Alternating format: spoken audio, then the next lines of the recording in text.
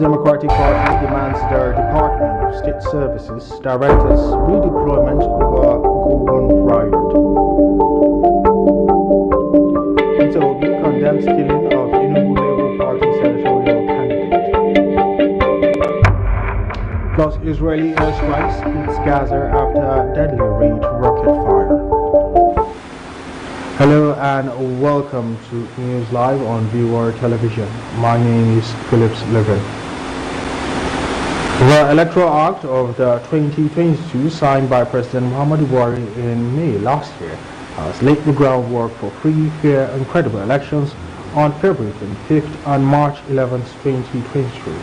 The Attorney General of the Federation and Minister of Justice, Abubakar Malami, made this claim at the 67th session of the State House Ministerial Briefing organized by the Presidential Communication Team at the Aso Rock Villa, Abuja. Malami claim comes barely 48 hours through the presidential and National Assembly elections holding on Saturday, February 25th. According to the AGF, the Act embodies enough legislative, political and administrative reforms to ensure smooth electoral processes in 2023 and in subsequent elections. He noted that the piece of legislation has also restricted foreign interference through illicit financial flows. As the 2023 general elections draw near, a civil society organization has called on Nigerians to not only focus their attention on the presidential and the gubernatorial election, but to also ensure scrutiny on candidates running for the 469 National Assembly seats. Speaking during the briefing with members of the House of Representatives Press Corps, the Executive Director of Order Paper, Oke Opia, observed that Nigerians may suffer less optimal service delivery in the next dispensation if they do not pay attention to those who become members of the National Assembly. So here's the report.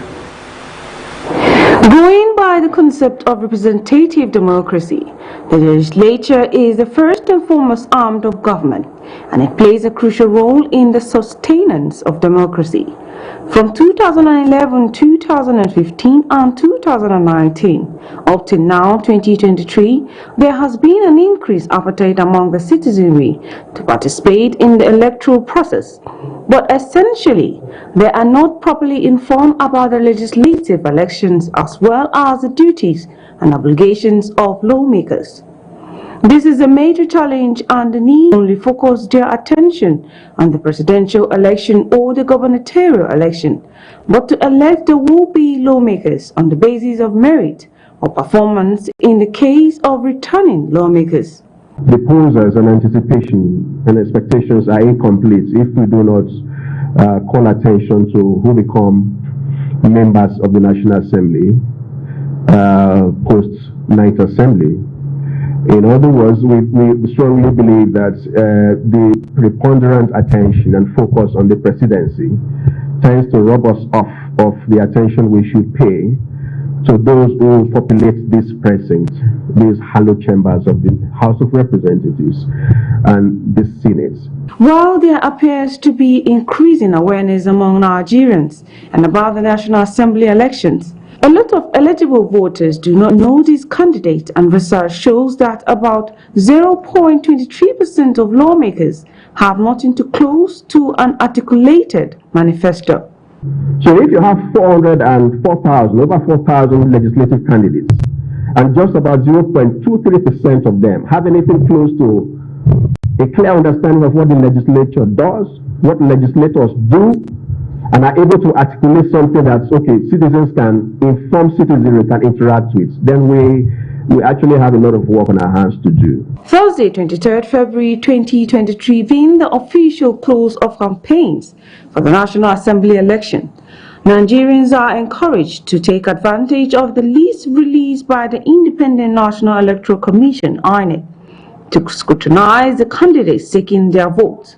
And so this goes a long way to say about who we send to the National Assembly. Do they understand the core functions of the National Assembly or what they should be doing at the National Assembly? And I think that we do all of ourselves that duty to project what they have done so well and what they haven't done so well. so that citizens are able to make informed decisions. And we're even seeing people now, especially in the FCT, leveraging the candidacies of the popular candidates, perhaps the third force movement, even though they don't belong to that party. What that is saying is that people should be elected on the basis of bandwagon, and this would not do our legislature any good. It will not be healthy for our democracy. People must be elected on the basis of individual merit. In 4 months' time, the 10th National Assembly will be inaugurated, and it is therefore not worthy to state that this year's National Assembly is held on the eve of the 25th anniversary. The call is for Nigerians to pay more attention to know the real functions of their lawmakers, which is lawmaking, oversight, and representation. The Borno State INEC Commissioner says all is set to conduct the presidential elections on Saturday. The resident electoral commissioner, Muhammad Magaji, disclosed this during a chit-chat with journalists in Maiduguri. Magaji said sensitive and non-sensitive materials for the election has already arrived in the state, and over 21,000 ad hoc staff are ready to conduct the voting of 2.5 million registered electorates in Borno State, despite VCs of more than 91,000 cards. He added that 4 insecure and liberated local government councils of Marte, Kukawa, Guzamala, and Abadam will vote at the super camps. Authority is Ganze. So elections are going to, the elections that we are going to conduct in such places, normally it is a super camp. All of them who can vote in that local government, they assemble in a place. When they assemble, we allocate their wards and PUs there and then. This is exactly what we did in 2019 here in the teachers' village and other places. So we are, can I say, we have a lot of experience in IDP voting in Maiduguri. So we know how to do it. We arrange our voters without any stampede, without any problem at all. Southern Borno, they collect their fuel in Biu. The People's Democratic Party in Ogun State has called for the redeployment of the State Director of the Department of State Services, Femi Aaron, over the Naira scarcity riot which rocked Shagamu on Monday. During the chaos, commercial banks, branches, and the local government secretariat were destroyed in the attacks. The opposition party and the state government had traded blame over the riot. However, the PDP, in a fresh allegation, claimed that Governor Dapo Abiodun has been harassing the candidates of the party with DSS in connection with the mayhem. The party further alleged that instead of shifting blame, it was Governor Abiodun who incited the public against the banks. The deputy governorship candidate of the party, Adekunle Akinlade, who said this at a press conference in Abeokuta, said the party is worried about the fairness of the DSS director. Operatives of the National Drug Law Enforcement Agency have stormed the Ijuba Forest Reserve in the Shan West local government area of Edo State, where they destroyed 7,286 kilograms of warehoused skunk and 5 hectares of plantation, according to the NAFDAC head of media and advocacy, Femi Babafemi. The special operation followed credible intelligence that some cartels had warehoused hundreds of jumbo bags of the illicit substance inside the thick forest of the reserve for distribution to some states ahead of the general elections. Babafemi further noted that this is coming on the heels of a similar operations in the Peju forest in Owan West local government area of Edo State, where massive warehouses and tents storing over 317,417 kilograms of the psychoactive substance were destroyed and set ablaze in a 2-day operation. He added that in his reaction to the latest operation in Ijugba Forest, the chairman NDLA Brigadier General Buba Marwa commended all the officers involved in the effort. Now we'll go on a break, and when we return, we'll be looking at the Finnish police has arrested Biafran separatist leader Simon Ekpe over his threats of no election in Nigeria. We have details of this and more after this break.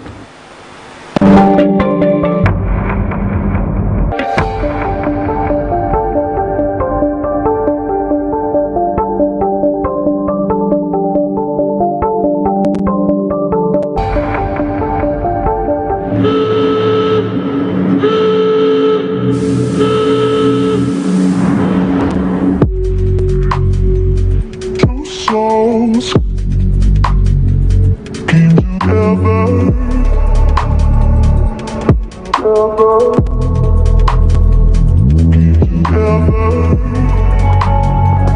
Two souls came together.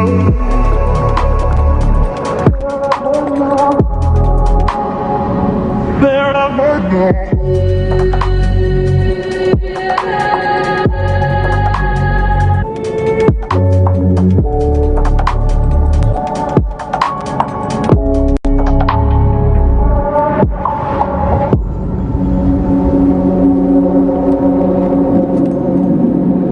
Fragrance, the new luxury fragrance for men and women. Pararam pra reparar, estão ouvindo esse som, pulsando seco no ar, merece nossa atenção. Preparem bem os sensores para poder captar. Parem usinas, motores.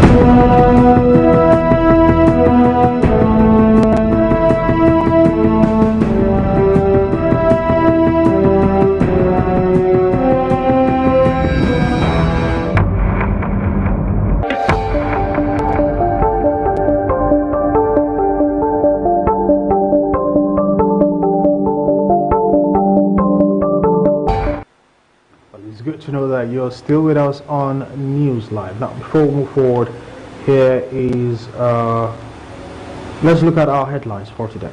The People's Democratic Party demands the Department of Services Director's redeployment over urban riot.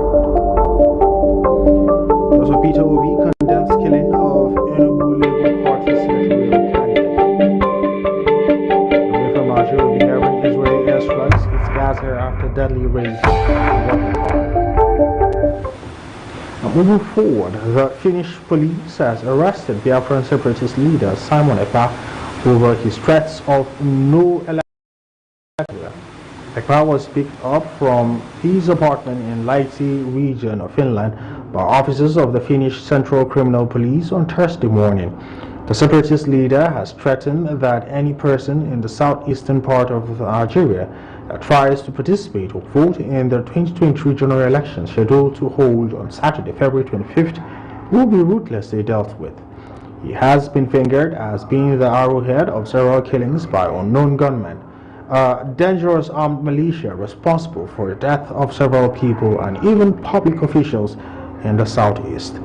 Ekpe, a self-acclaimed disciple of Nnamdi Kanu, the detained leader of the indigenous people of Biafra, rose to prominence in July 2021 after he was announced as the lead broadcaster of Radio Biafra.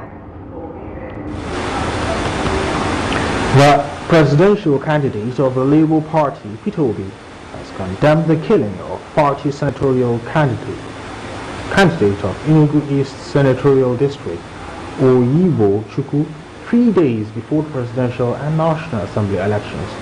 Obi also commiserated with a bereaved family, the Enugu East Senatorial Zone, and the Labour Party family. He reached the killing in the series of tweets on his official Twitter handle. According to several reports, Chukwu and other party members were killed in Amechi, Nkunawa, Enugu South Local Government Area, Enugu State. The report says unidentified individuals approached them while they were traveling in a Sienna car, shot at them and set the vehicle on fire. The incident occurred at a KO2 in Amechi, Nkunawa, Enugu South Local Government Area of Enugu State. SCL Farms in Nigeria's capital Abuja is charting the course for a novel agricultural system through agroforestry. After over 4 years of practicing integrated farming techniques and testing its sustainability, the farm is now training farmers on the rudiments of agroforestry to fight climate change and put more food on the table. Now, Patience CD visited the farm and now files in this report. The northern parts of Nigeria is adjudged the most vulnerable to climate change than the southern parts of the country. In the Sahel savanna zones of northern part of Nigeria, land is being lost to wind erosion and desert encroachment, increasing the risks of damaging food systems that are already vulnerable. SCL Farms hopes to change this with a new system of regenerative agriculture after more than 4 years of practically setting up more than 10 hectares of this kind of farming. Regenerative agriculture is fast becoming a system of agriculture that most farmers are adopting to. Right here at the SCL farm in Kwali Area Council, Abuja, we're going to show you how these crops are being farmed. The intention of the project in the farm is to find something that resonates with the common farmer. So when we started, we have the MBS system, we have the veterinary system, which is the India model. We played around with it until we came to something that is as simplified as possible, that the ordinary farmer can understand. The intention is to train farmers to adopt the age-long practice of mixed cropping to grow staple and cash crops by planting the plants in their mind first. Actually, agroforestry systems are based on integrating the trees into the crop systems. So we started implementing different systems, but we started realizing that actually this system here, with 3 rows every 6 meters, is the most favorable one, the easiest one to implement in a non-irrigated structure. So this system basically functions with 3 rows every 6 meters. This is the perennial part. And in these 3 rows we actually try to accumulate a lot of plants to densify, to have a very high diversity in the row, and we are having a stratification of the plant. A tour of the veterinary and Brazilian agroforestry system adopted on the farm proves to be very revealing, as every plant is carefully planted with consideration for the existence of another. So it's it? Yeah. Wow, Akiapo. Yeah, I've never seen a tree before. How many plants do you have? For this, for the whole of the farm. Akiapo. Different. Yeah, wow, these are the nursery plants. This is olive tree. You can see. Oh wow. Olive tree. So it's been nursery as well. This purple, it just take maybe 8 months. So we decided to talk, how do we take or how do we roll out what we are doing in here to the communities and it be as simple as possible. Currently, there are over 90 students who are being trained on the facility as part of the MasterCard Foundation funded resilience project called Project Juria. Here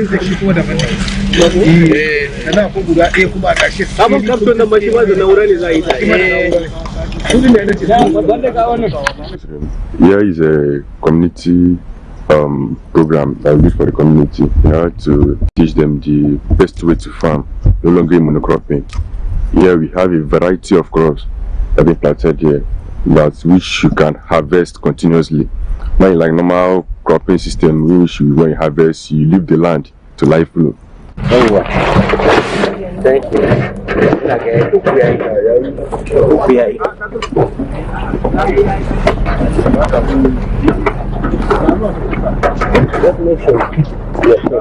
Keep your shape. So, Kazaki made a shoulder, madam.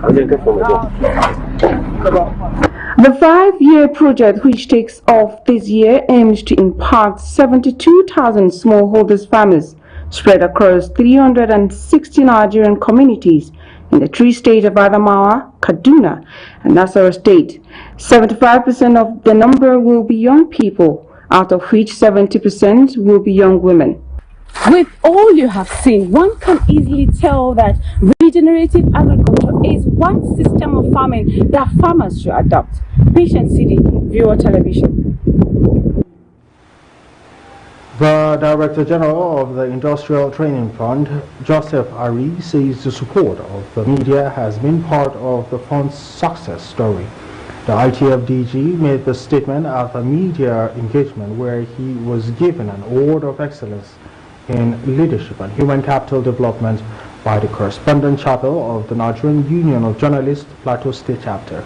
Last week, Said was there and now tells us more on that story.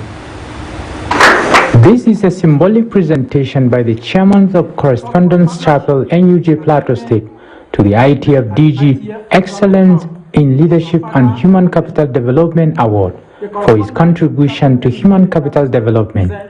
We have noted with satisfaction your outstanding performance since you assumed duty as Director General, Chief Executive of the Industrial Training Fund since 2016. We are aware of the intervention programs introduced and implemented by your administration, particularly the homegrown plan that expanded existing skills acquisition programs and new initiatives leading to 500,000 Nigerians in 4 years that are today earning sustainable livelihood as paid employers or entrepreneurs across the country. The ITFDG expressed gratitude to the chapel for finding him worthy of the award. I wish to begin my remarks by expressing my deepest appreciation to the Correspondence Chapel of the Plateau State Chapter of the Nigeria Union of Journalists, NUJ, for bestowing on me the Award of Excellence in Leadership and Human Capital Development. I feel at once greatly and highly honored and excited because the award was presented by an important segment of the media, a profession I practiced for several years and decades and consider as my immediate and primary constituency. Sir Joseph Ari served as the ITFDG for 4 years, within which 500,000 Nigerians were empowered as employers and entrepreneurs. Because of his leadership role, he was appointed to serve for another 4 years. Nasir Saidu, Viewer TV News. The Concerned Northern Forum organization has held a press conference for her maximum support for the ongoing National Board for Arabic and Islamic Studies program. They also uttered a vote of confidence on its entire management led by Professor Shafiu Muhammad. The press conference also created an opportunity to thank the federal government for its continued support to the National Board for Arabic and Islamic Studies while urging them to do more. As Nelson Mandela once said, it's the only tool we can use to change the world. Hence, no sacrifice is too much for the development of education because a sound education translates to development of a nation. At a time like this, that Nigeria is determined to reform the Almajiri system of education, all hands must be on deck to make this a success and a story.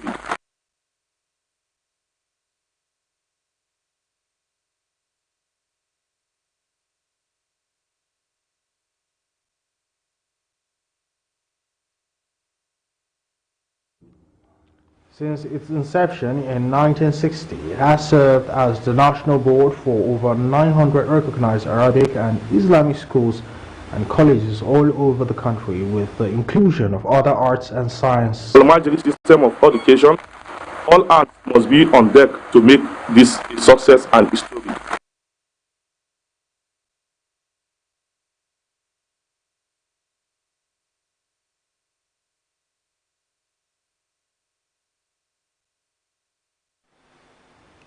The Federal Ministry of Education has partnered with World Bank to enhance TVET teachers' competence through the IDEAS project. Now, correspondent Christopher Luca was at Gombe International Center, where a sensitization workshop organized by IDEAS project brought together a team of experts in vocational training and private firms in northeast Nigeria to discuss ways to bridge vocational training deficiency towards meeting Nigeria's growing needs. Well, here's the report. Nigeria, the most populous black nation on earth with over 200 million citizens, has been dependent on foreign goods and services for survival.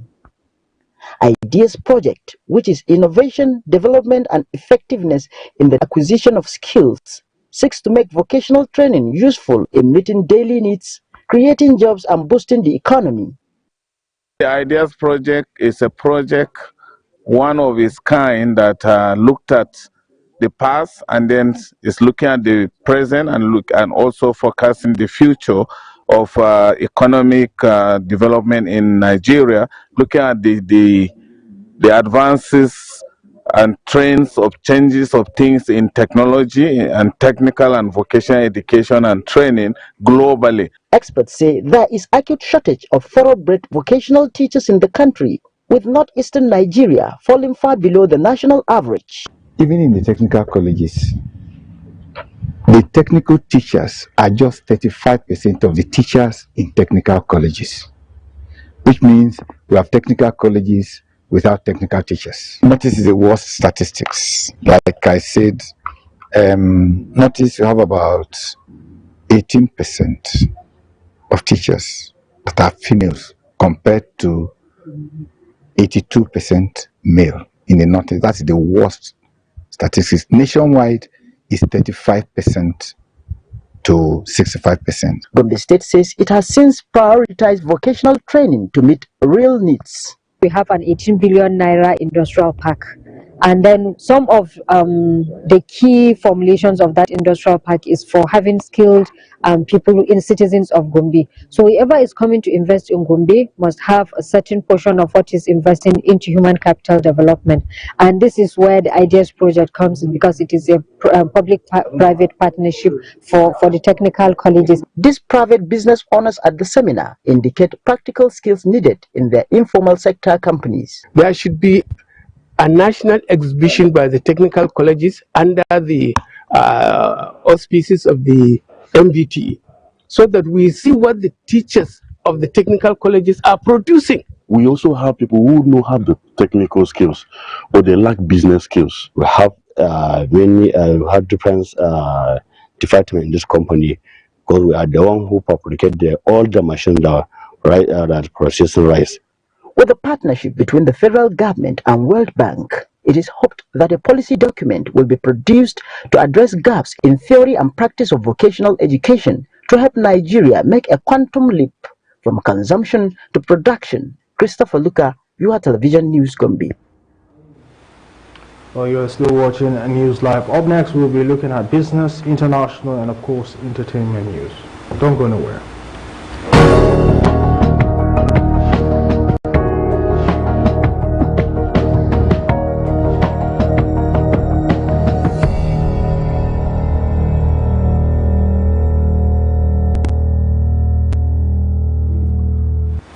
And on business news, the Association of Corporate Affairs Managers of Banks has denied trending social media messages that the Central Bank of Nigeria ordered deposit money banks to shut down services for 5 days because of the presidential and National Assembly election, which is scheduled for February 25th, 2023. Now, this was revealed in a statement signed and released by President of ACAMB, Rashid Bolariwa. ACAMB is an umbrella body of corporate and marketing communication professionals working in Nigeria's banking sector. According to the statement, ACAMB debunked the fake news in its entirety and assures Nigerians and the banking public that there is no iota of truth in the viral messages that is being circulated. ACAMB further assured customers that their respective banks have put in place measures to ensure that depositors can, as usual, access money in their accounts during this period. An independent tax and business advisory firm, Anderson, says the parallel rate of the Naira may fall to 900 Naira in 2023 from demand pressure if mitigating measures are not taken. The firm that has a worldwide presence through the member firms and collaborating firms of Anderson Global disclosed this in its report titled Nigeria's 2023 Economic Outlook, which was presented by its partners in Lagos.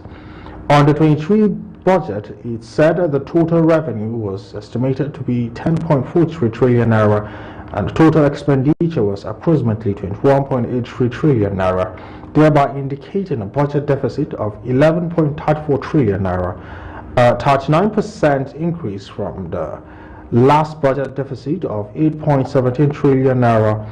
Now, according to report, the Director General of the Debt Management Office stated that improvement in revenue generation serves as a solution to the increase in debt profile, despite the increase in government income and expenditure altogether. The education and the health sector are still underfunded. Severe indices of flooding in 2022 slowed Nigeria's gross domestic product growth to 3.10% in 2022 from 3.40% in 2021. According to GDP, results from National Bureau of Statistics reduced growth in the agriculture and industrial sector of the economic slowed GDP growth in 2022, despite the good performance of the service sector. This translated to slower economic growth in 2022. The MBS stated that the overall growth rate of the agricultural sector fell from 2.13% in 2021 to 1.88% in 2022. Now, the overall performance of the agriculture and industry sector fell in 2022 compared to 2021, while the performance of the service sector improved in 2022. In the fourth quarter of 2022, GDP grew by 3.52% in real terms. The growth was driven by its service sector, which recorded a growth of 5.69% and contributed 56.27% to aggregate GDP. The Debt Management Office has created a digital bond subscription system to attract more investors, especially young Nigerians, to the subsector of the capital market. The Director General of the DMO, Patience Onyiha, disclosed this at a meeting with distribution agents and market stakeholders for final demonstration of the FGN Securities subscription portal in Lagos. Onyiha said that DMO will work closely with the Central Securities Clearance System to deploy technology as a major strategy for attracting more investors to the bond market.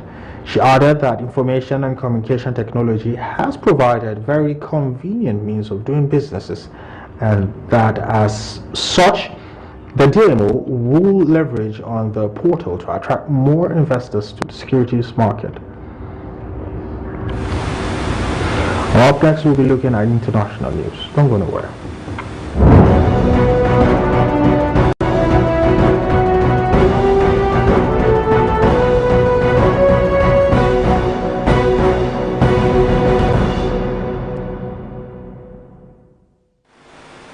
And away from Nigeria, the President of the United States of America, Joe Biden, has urged Nigerians to exercise their civic right in voting their preferred candidates in Saturday's presidential election. Biden also lauded the participating political parties and their presidential candidates for signing the peace accord ahead of the February 25th presidential and National Assembly elections. The U.S. President, in a statement, reiterated that by signing the pledge, the parties and candidates have committed to accept the result of the election as announced by the Independent National Electoral Commission and to support a peaceful transition of power.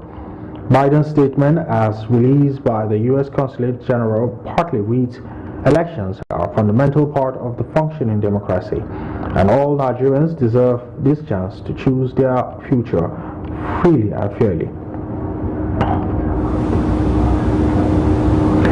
Israel's military says it carried out airstrikes against targets linked to Hamas militants in the Gaza Strip in response to a series of rocket fire hours earlier in Israeli territory.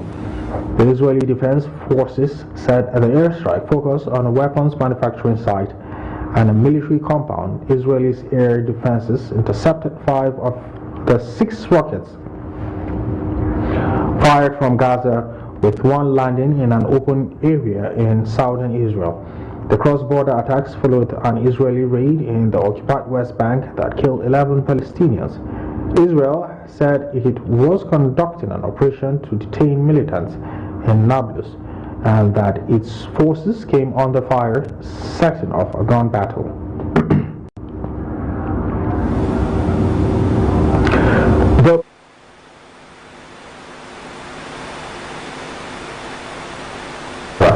Has been buried alongside 12 comrades at the spot of their assassination nearly 30 years ago. Soldiers and community leaders paid tribute during the ceremony at the site in the capital, Ouagadougou, which has since become a memorial for the former leader, featuring a life-size statue of him pumping his fist in the air. All the coffins were draped in Burkina Faso's flag with a photo beside them. Sankara came to power in August 1983 as an army captain after the former president, Blaise Compaoré, made a leftist coup that overthrew a moderate military faction. He was a fiery Marxist-Leninist who blasted the West for neo-colonialism and hypocrisy. He changed the country's name from colonial-era Upper Volta to Burkina Faso, the land of honest men, and pushed through a range of reforms, including promoting vaccination and banning female genital mutilation.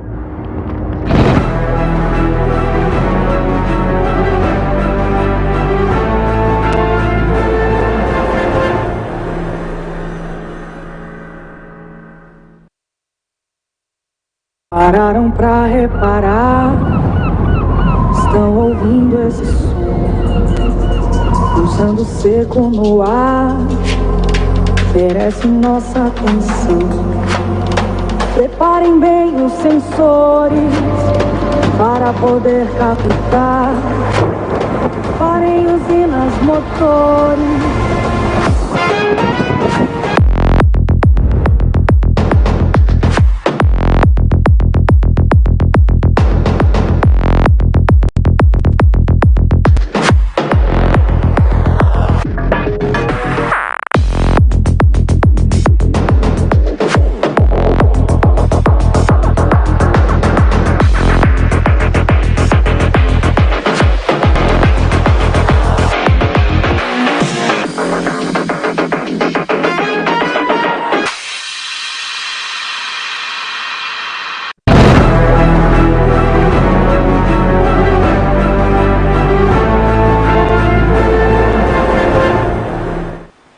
And on entertainment, actress Susan Peters has accused those who support demonstrations over cash shortages and vandalism of public property of being troublemakers who do not genuinely have money in the banks.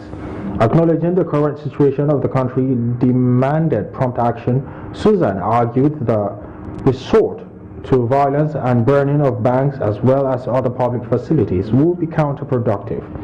She warned those engaged in these brutal acts to cease forthwith, because when the current challenge expires, the damages that have been done will yet remain until they are sorted.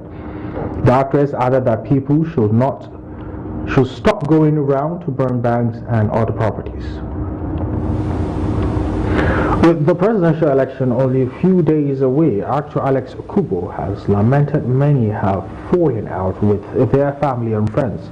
He urged Nigerians to ensure there is no bad blood between them and their family as well as friends over conflicting political ideologies. According to Okubo, people should remember elections will come and go and new government instituted. He wrote, people are losing friends and family over political ideologies. Just remember that whenever you are in need and want support, you will need friends, family, and not government. Now, Nipsey, a fast-rising star whose death sent shockwave through the music world, Eric Holder had not denied killing Hustle, but his lawyers argued it was an impulsive crime that took place in the heat of passion. A jury last year found Holder had acted with premeditation as he fired at Hustle at least 10 times following a dispute between the two men over claims and assailant snitching to the police. Los Angeles County Superior Court Judge H. Clay Jake sentenced Holder to a minimum of 25 years for killing, with an additional 25 years because a gun was used in the crime. Holder was given another 10 years for shooting and wounding two other men who were nearby. With that story and news live, but before we go, here is let's look at our headlines for today. The People's Democratic Party demands the Department of State Services Director's school deployment over Ogun riot. We've also heard Peter Obi condemns killing of Enugu Labour Party senatorial candidate. Now, away from Nigeria, Israeli airstrike hits Gaza after deadly raid rocket fire. Well, thank you for your time and, of course, your company. My name is Philip Sliven. Well, do enjoy the rest of our programs and have a great evening.